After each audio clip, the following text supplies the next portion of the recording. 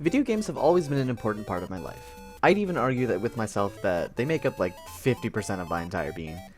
And to be fair, playing video games since I could feasibly hold a controller in my hands is enough evidence to say that it's true. And according to the World Health Organization, it's probably an addiction, but let's ignore that. I want to talk about my favorite video games and what they mean to me, and how they've shaped me as a person. I was born February 15th, 2004 in the northern community of the Yukon. My parents were kind of young, so they were still definitely partiers. This is not a negative statement. And my dad, in particular, was also very geeky. Again, not a negative statement. Mom, Dad, I love you. So he had a multitude of various gaming devices. We had PlayStations, we had Game Gears, my dad had like 3 or 4 different PCs, which he still has the cases for.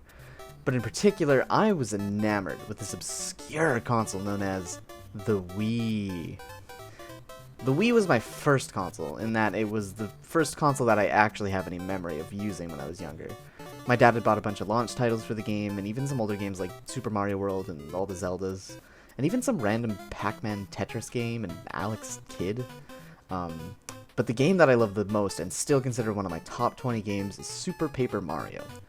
Once considered the black sheep of the series, Super Paper Mario is probably one of the most story-driven Mario games there is. To make a long story short, black hole consuming the world because of some Count Dracula dude. You're Mario and you gotta stop him. And also you gotta find your friends and 100,000 different Pokemon cards. It's a whole process. Can you see all of me? Walk into my mystery. Step inside and hold for dear life. Throughout my elementary years, I was still a little baby Nintendo nerd. At recess, I would go out with my friends and we would roleplay Mario characters. But after a while, Mario got stale. He wasn't cool enough for my new, sleek, edgy life with all my cool clothes. What I needed was an anthropomorphic blue hedgehog that kinda talked like this. Ah yeah, this is happening.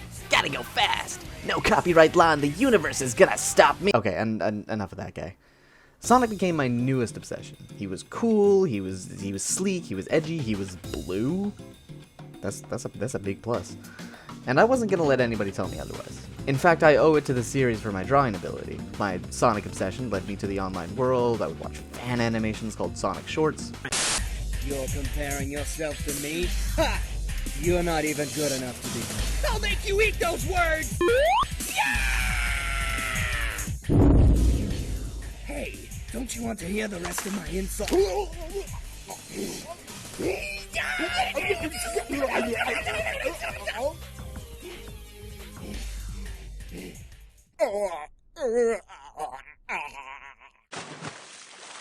Which inspired me to be able to draw Sonic somewhat decently. I would draw fan characters, and I would slowly learn how to draw better and better art. Middle school and high school. It happened. Nothing else happened here. Just those two things. Nope, that's the only things. It's not like I lay awake at night thinking about a hit 2015 video game or anything. Undertale. Maybe you've heard of it? Sans the Skeleton? Yeah, that guy. For those who still haven't heard of it, let me recap real quick. Undertale is an indie RPG where your choices matter. Do you spare the monsters of the underground, befriend them, and love them as if they were real beings with feelings?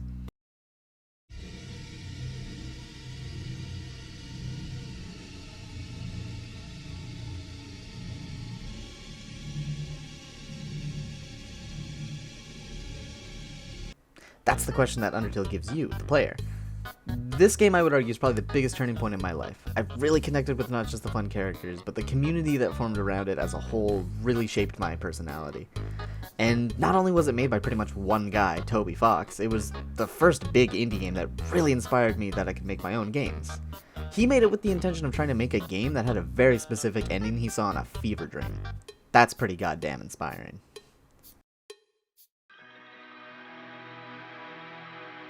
And all of this leads me to Vancouver Film School, where I hope to accomplish my goals of becoming a game developer and learn how to create games that I can put out into the world.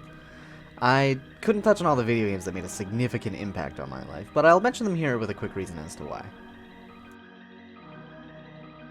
Valve's trifecta of games, Team Fortress 2, Portal, and Half-Life, are some of my favorite games of all time, in my top 10 to 20 at least.